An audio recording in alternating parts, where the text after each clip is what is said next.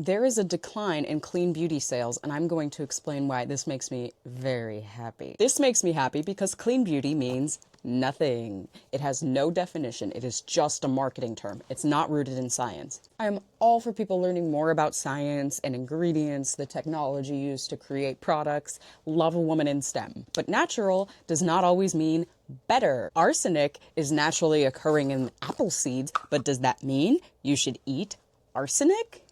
No. I think the anti-chemical shit is the one that makes me the most angry because do you know what water is? I hate to tell you, but H2O, yeah, that cute little acronym has a meaning.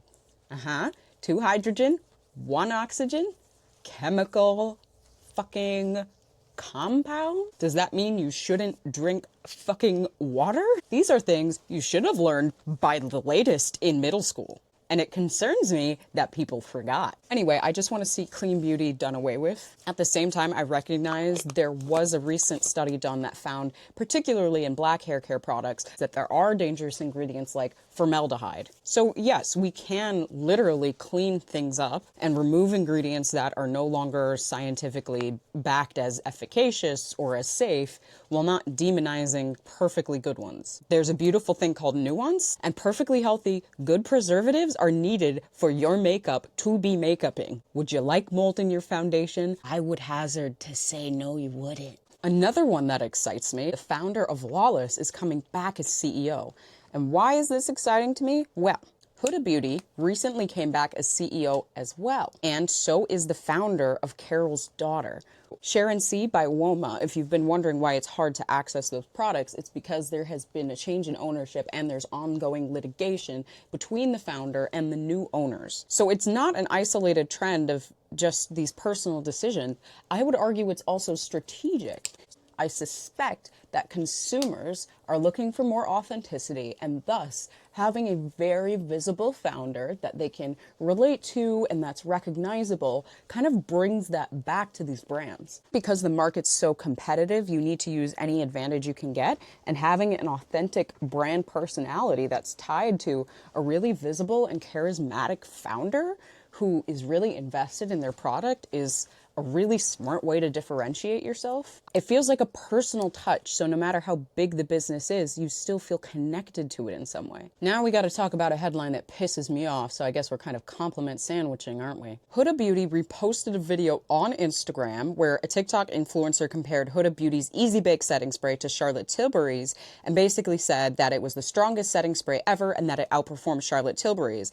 Charlotte Tilbury decided to bring a fast track Swift challenge to the National Advertising Division of the BBB. Here's why that pisses me off. Charlotte Tilbury is already on my shit list a little bit, and you might be surprised to hear me say that because I use a lot of their products and I love them. I tried not to, but I lived in the UK full-time for the past 3 years, and so the advertising was everywhere, and at a certain point, I was like, fine. I went into the store with a friend when we were in Covent Garden, I got one of their Pop Shot eyeshadows, and I was hooked. And I do really enjoy the product, but I found the advertising to be so obnoxious, and I still do. And what makes me the angriest is that now they're going after small businesses. There's a brand owner who had to essentially completely rebrand because she could not afford to fight Charlotte Tilbury's claims. And the marketing language that was used was already used before Charlotte Tilbury and before this brand. So it's not like Charlotte Tilbury had a specific claim on it. We've also seen a lot of recent advertising from Charlotte Tilbury become very, let's just say petty, in my opinion. It's very much, nothing's better than the original, you can't dupe this, which look, if it was tongue-in-cheek and funny, fine. But it seems like she or the brand is really bothered. And it's really been turning me off. Now, I understand the ethics of dupes, it's tricky, but at the same time, if you have a luxury product, you have to expect that not everyone's gonna be able to buy it.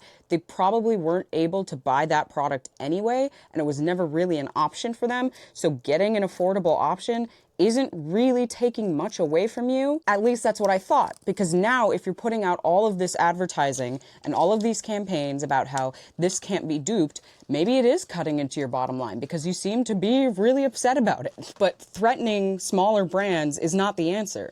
And I'm not saying that Huda specifically is a small brand, right? But it's more about the principle of the thing. Between these anti-duping campaigns, I didn't even realize I was using a Charlotte Tilbury dupe while I was talking about that. I've never actually tried the original Flawless Filter, by the way. But I do have the skin stick and I adore this. So see, Charlotte Tilbury, I still buy your products even though I also bought dupes. Crazy, I know.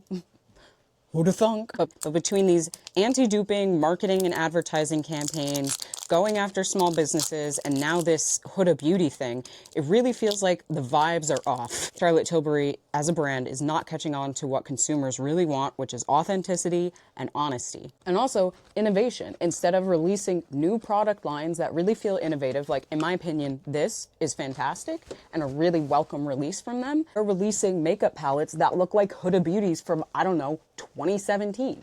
And at this price point, why are you giving people acrylic packaging? If you're a luxury brand, you need to feel luxury. And you have to be willing to withstand some of these market pressures from the lower end brands. They're just coming off as out of touch. And going off on other businesses, especially small ones, just feels so disconnected from what the everyday consumer wants to see and what they're experiencing. Because at the end of the day, when you're going after smaller businesses, you're punching down, right? And people generally don't like a bully. It makes me sad because, again, I like Charlotte Tilbury products, but they have been testing my patience. If you want more headlines, you can meet me here next week, but in the meantime, binge all my YouTube videos, okay? Bye.